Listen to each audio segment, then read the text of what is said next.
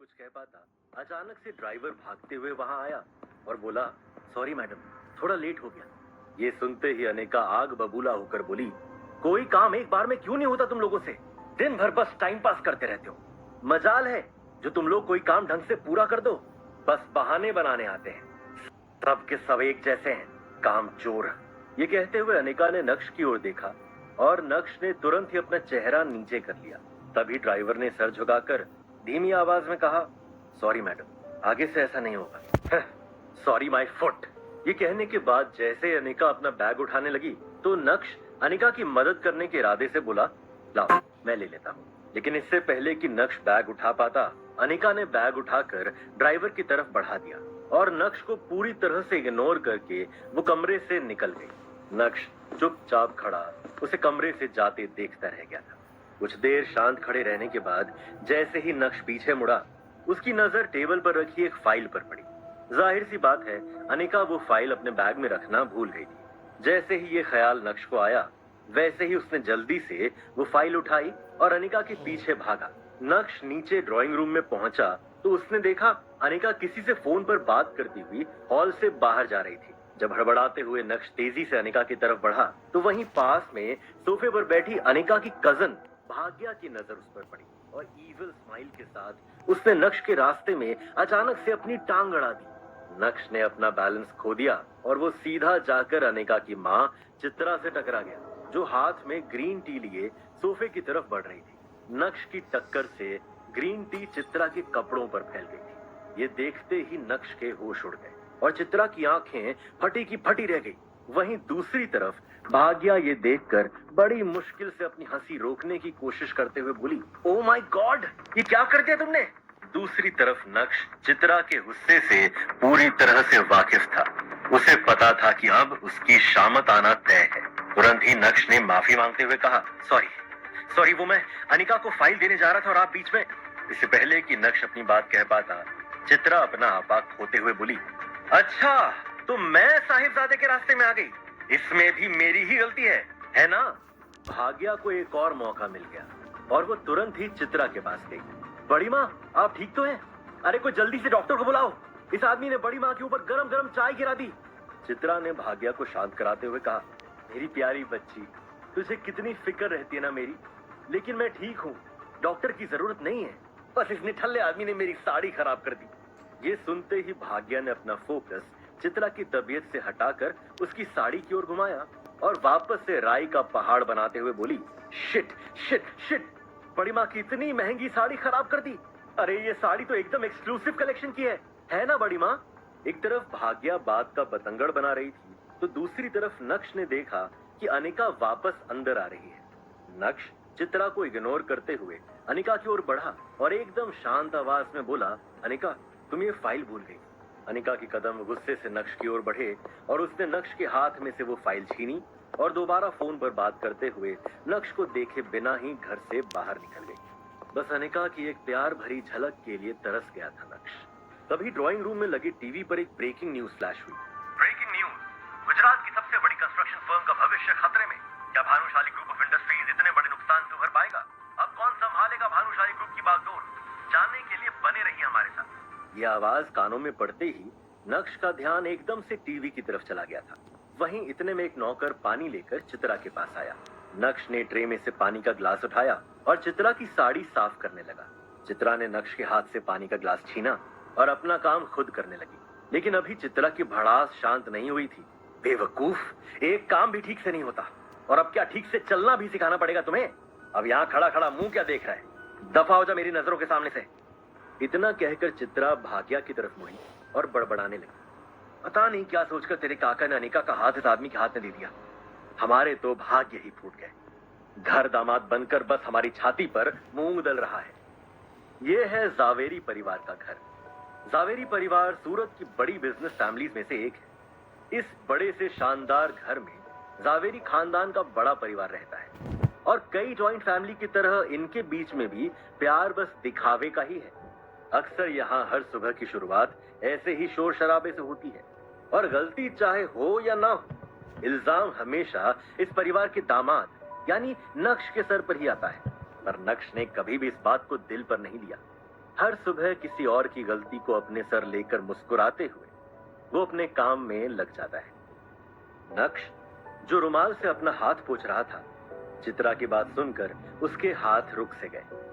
उसने चित्रा की तरफ देखा तो उसकी नजर वहीं पास में खड़े नौकर पर पड़ी, जो नक्श को दया की नजर से देख रहा था। लेकिन नक्श के चेहरे पर एक शिकन भी नहीं थी, बल्कि उसके चेहरे पर एक हल्की सी मुस्कान आ गई और वो तुरंत ही ऊपर अपने कमरे की तरफ चल दिया था। सीढ़ियां चढ़ते हुए भी नक्श का ध्यान टेलीविजन पर चल रही ब्रेकिंग न्यूज पर था। वो भानुशाली ग्रुप के लॉस में होने की खबर सुनकर सोच में पड़ गया था। तभी चित्रा भी टीवी की वॉल्यूम बढ़ाते हुए बोली, हे माँ, भानुशाली ग्रुप तो सूरत का ही नहीं बल्कि पूरे गुजरात का सबसे बड़ा बिजनेस एम्पायर है। भला इनके साथ ऐसा कैसे हो सकता है? इनके साथ तो हम नया प्रोजेक्ट शुरू करने का सोच रहे थे। ये सुनकर तुरंत ही भाग्या ने कहा, बड़ी माँ, परेशान क्यों हो रही हो सकता है ये हमारे लिए एक अच्छा साइन हो। मुझे लगता है कि हमें इनके नए सीईओ के साथ डील करने की कोशिश करनी चाहिए। यही सब सोचते हुए नक्श अपने कमरे में आईने के सामने खड़ा खुद को देख रहा था। नक्श के चेहरे पर हल्की सी मुस्कुराहट थी, जो उसकी आंखों की चमक को और बढ़ा रही थी। तभी नक्श की नजर ड्रेसिंग टेबल पर रखी अनिका के पिता रसिक जावेरी की एक तस्वीर पर पड़ी और उसको देखते हुए नक्श ने कहा, गुरुजी, देख रहे हैं आपके एक वादे के चक्कर में क्या क्या सहना पड़ रहा है। आप जाते जाते अनिका का हाथ मेरे हाथ में देकर मुझे झेलने के लिए अकेला इस घर में छोड़ गए, पर मैं भी ढीठ हूँ। आपकी बीवी चित्रा को तो मैं हंसते हंसते झेल जाऊंगा, बस आपकी बेटी अनिका का दिल जीतना ही असली चुनौती है। लेकिन आप बिल्कुल भी फिक्र मत करिए, उसके दिल में मैं अपनी जगह बना कर ही रहूंगा। एक तरफ नक्श ने अपना फोन बेड पर फेंका और गुस्से से अपने दांत पीसते हुए बोला, वाह, 2.5 साल बाद अपनी गलती का एहसास हो रहा है। आज का दिन तो वाकई बहुत अजीब है। अभी नक्श उन मैसेजेस के बारे में सोच ही रहा था कि इतने में उसी नंबर से एक बार और कॉल आया और इस बार नक्श ने इग्नोर ना करते हुए कॉल उठाया और अपनी धीमी आवाज में बोला, हेलो। कुछ देर तक फोन के दोनों एंड पर सन्नाटा पसरा रहा और फिर दूसरी ओर से किसी बूढ़े आदमी की आवाज आई, हेलो नक्श बेटा। कुछ सेकंड्स तक नक्श खामोश रहा और उसके बाद कड़क अंदाज में बोला, हेलो मिस्टर यशवर्धन। अपना नाम सुनकर वो बूढ़ा आदमी थोड़ा सकपकाया, लेकिन यशवर्धन ने फिर से प्यार से शुरुआत की, कैसे हो तुम? मुझे तुम्हारी बहुत याद आती है बेटा।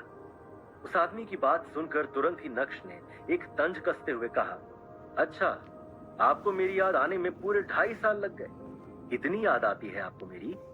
नक्श का टॉन्ट सुनकर वो आदमी पूरी तरह से चौंक गया, लेकिन अपने होश संभालते हुए उसने फिर से बोलना शुरू किया, इन 2.5 सालों के हर दिन, हर रात मैंने तुझे याद करते करते ही काटे हैं। मैंने कैसे अपने आप को संभाला है मैं ही जानता हूँ। शायद मैं यही डिजर्व भी करता हूँ। जो कुछ भी मैंने किया या अपने आंखों के सामने होने दिया, उसी का नतीजा है ये सब। तेरी तस्वीर को रोज देखकर बस रोता रहता हूँ और खुद को कोसता हूँ कि कैसे मैंने अपने सामने यह अन्याय होने दिया। नक्श को यशवर्धन की बात सुनकर रत्ती भर भी भरोसा नहीं हुआ। उसने कुछ देर ठंडे दिमाग से सोचने के बाद जवाब दिया, मुझे पता चला मार्केट में जो खबरें चल रही है। ये सुनते ही यशवर्धन एकाएक खामोश हो गए, जैसे मानो नक्श ने उनकी चाल पकड़ ली हो। हाँ, लोग तो तरह तरह की बातें बनाते रहते हैं। यशवर्धन के मुंह से ये शब्द बाहर आए, लेकिन इस बार उनकी आवाज में चिंता साफ सुनाई पड़ रही थी। एक पॉज लेने के बाद यशवर्धन ने अपनी आवाज में नरमी लाते हुए कहा, मैंने तुम्हें काम की बात करने के लिए कॉल नहीं किया बेटा, बस मुझे तुम्हारी आवाज सुननी थी। मैं तुम्हें जानता हूँ, तुम्हारा दिल कितना बड़ा है। चाहे जितनी भी गलती हो, तुम अपने मन में पैर रखने वालों में से नहीं हो। नक्श अपनी हाजिर जवाबी दिखाते हुए बोला, कुछ लोग अक्सर बड़े दिल वालों को बेवकूफ समझने की गलती कर देते हैं, पर आप ठहरे यशवर्धन, आप ये गलती तो बिल्कुल नहीं करेंगे। क्यों? सही कहा ना? ये सुनकर यशवर्धन समझ गए थे कि उनका काम इतनी आसानी से नहीं पूरा होगा। इतना ही नहीं, नक्श ने अपनी आवाज सख्त करते हुए आगे बोलना जारी रखा, आप लोगों ने जो मेरे साथ किया उसके लिए मैं आप लोगों को माफ करके आगे बढ़ चुका हूं, पर उस बात को मैं कभी भुला नहीं सकता। मुझे आप लोगों से अब कोई रिश्ता नहीं रखना। यशवर्धन ने फिर से कोशिश करते हुए कहा, इतना कठोर तो नहीं था मेरा नक्श। मैं अपनी नई जिंदगी में खुश हूँ। आप क्यों मुझे वापस उस जगह बुलाना चाह रहे हैं जिस जगह ने मुझे सिर्फ दर्द ही दिया है? नक्श ने अपनी बात पर अड़े रहते हुए कहा। नक्श की बात सुनकर यशवर्धन थोड़ा इमोशनल हो गए। क्या तेरा दिल नहीं करता मेरा चेहरा देखने का, मुझसे मिलने का? बस एक बार मिल ले बेटा, पता नहीं अब कितने दिन है मेरे पास। यशवर्धन बहुत अच्छे से जानते थे कि नक्श चाहे अपना दिल जितना भी सख्त कर ले, लेकिन इस बात पर वो पिघल ही जाएगा। नक्श स्ट्रॉन्ग हेडेड था, पर निर्दयी नहीं। एक बार और आखिरी बार नक्श ने यशवर्धन की बात मानते हुए कहा। नक्श की बात सुनकर जैसे यशवर्धन की उम्मीदें दोबारा जाग उठी और वो चहकते हुए बोले, थैंक यू बेटा, मैं तेरी फेवरेट डिशेस बनवा के रखूं, जो भी तुझे पसंद है वो। नक्श ने तुरंत ही यशवर्धन की बात को काटते हुए कहा, कोई जरूरत नहीं है, मैं घर नहीं आऊंगा, हम ऑफिस में मिलेंगे बिना किसी ताम झाम के। ठीक है, तो कल सुबह मिलते हैं, मैं तुम्हें लेने के लिए अपनी गाड़ी भेज दूंगा।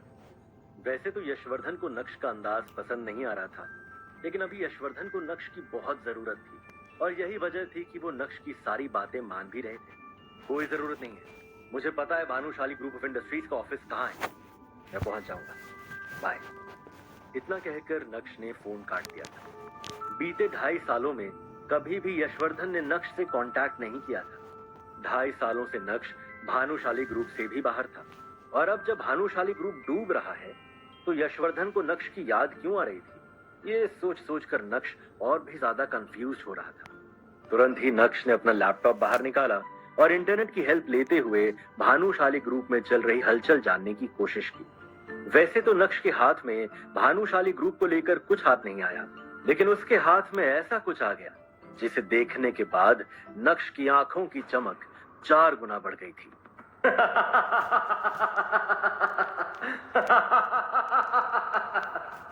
जोर जोर से हंसते हुए बिस्तर से उठकर नक्श पागलों की तरह नाचने लगा था। वो भूल गया था कि ये घर उसका नहीं है, वो तो बस इस घर का घर जमाई है।